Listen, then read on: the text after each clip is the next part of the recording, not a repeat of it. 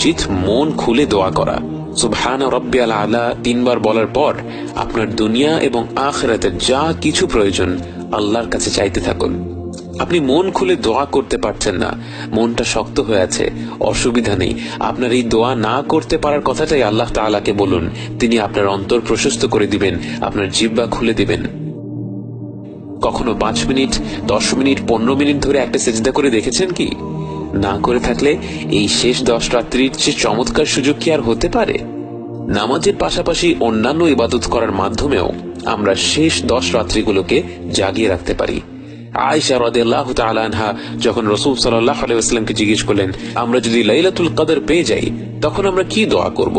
রাসূল সাল্লাল্লাহু আলাইহি ওয়াসাল্লাম বললেন, বলবে আল্লাহুম্মা ইন্নাকা আফুউন তুহিব্বুল আফওয়া ফা'ফু আন্নি। হে আল্লাহ, আপনি ক্ষমাশীল, ক্ষমাকে ভালোবাসেন, তাই আমাকে ক্ষমা করে দিন। কত সুন্দর সমাধান! আল্লাহ রাসূল সাল্লাল্লাহু আলাইহি ওয়াসাল্লাম 10টি জিনিস চাইতে বলেননি, 100 রাকাত নামাজ পড়তে বলেননি। আসলে আমাদের সব ইবাদতের মূল লক্ষ্যটা কি? আল্লাহর ক্ষমা লাভ করা। আল্লাহর ক্ষমা পেয়ে গেলে আমাদের দুনিয়া এবং আখিরাতের আর কোনো কিছুই লাগবে না। তাই রাসূল সাল্লাল্লাহু আলাইহি ওয়াসাল্লাম এই দোয়াটাই আমাদেরকে মহিমান্বিত রাত্রিতে বেশি বেশি করে করতে বলেছেন।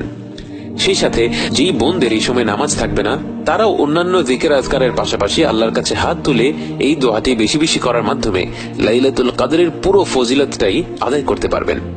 শ্রেষ্ঠ এই মাসের শেষ 10 রাত্রি হলো আপনার ব্যক্তিগত ক্যানভাস। নামাজ, কোরআন তেলাওয়াত, দোয়া, জিকির, সাদাকা, এই সব ইবাদতগুলো হলো আপনার রং। 1000 মাসের চেয়ে উত্তম এই রাতটিকে আপনার মনের মতো রং দিয়ে রাঙিয়ে দিন। যদি সারা রাত শুধু নামাজ পড়ে কাটিয়ে দিতে চান, তাতেও কোনো বাধা নেই। যদি একটু আধটু করে ঘুরে ঘুরে বিভিন্ন ইবাদত করতে চান, তাতেও কোনো বাধা নেই। এই রাত জুড়ে গোটা মহাবিশ্বের কানায় কানায় ফেরেশতা দিয়ে ভরে যায়। তারা তাদের রবের ইবাদত করতে থাকে, গুণগান গাইতে থাকে। 10টি রাত তাদের সাথে যোগ দিন, অনন্তকাল এর প্রতিদান উপভোগ করুন। আল্লাহ আমাদের সবাইকে লাইলাতুল কদর পাওয়ার এবং ইবাদত দিয়ে জাগিয়ে তোলার তৌফিক দিন। আমিন।